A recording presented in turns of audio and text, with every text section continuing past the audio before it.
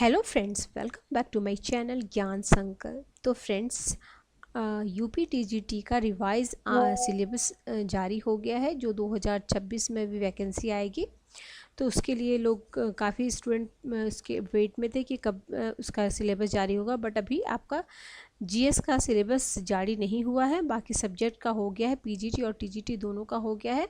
तो मैं आपको सिविक्स और नागरिक शास्त्र और इतिहास का सिलेबस बताने वाली हूँ। अगर आप ज्योग्राफी से दे रहे हो तो वो भी आप देख सकते हो।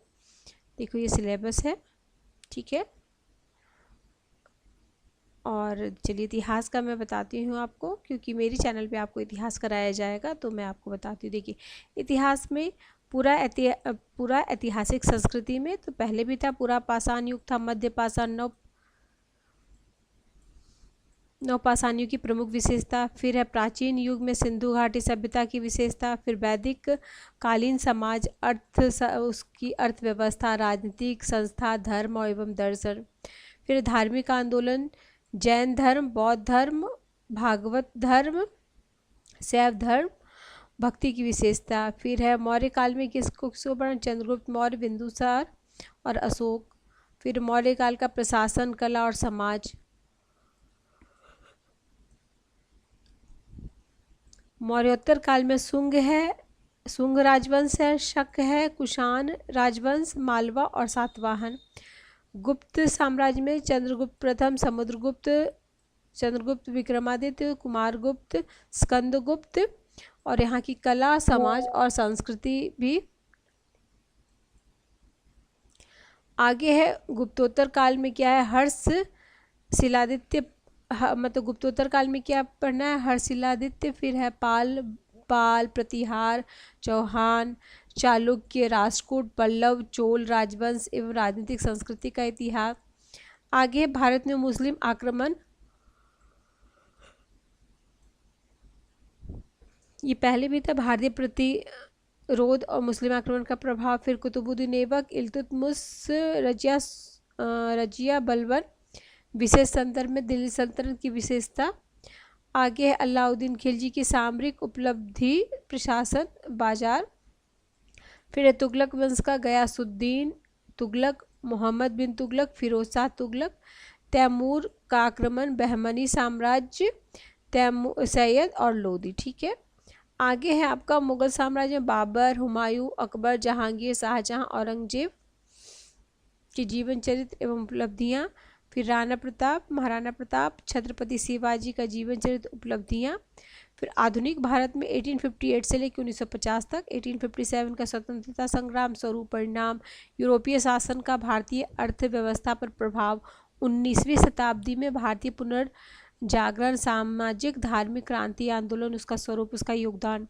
फिर राष्ट्रीय आंदोलन में महात्मा गांधी का योगदान, स्वतंत्रता की प्राप्ति तथा विभाजन के बाद भारत सन 1950 तक, भारतीय गणतंत्र की प्रमुख विशेषता। आगे अब हम देखेंगे अर्थशास्त्र, तो देख लीजिएगा। बाकी मैं सिविक्स का बता दूं आपका। देखिए, नागरिक शास्त्र में क्या है? नागरिक शास्त्र में परिभाषा है नागरिक शास्त्र की, प्रकृति और विषय वस्तु क्षेत्र हो गया।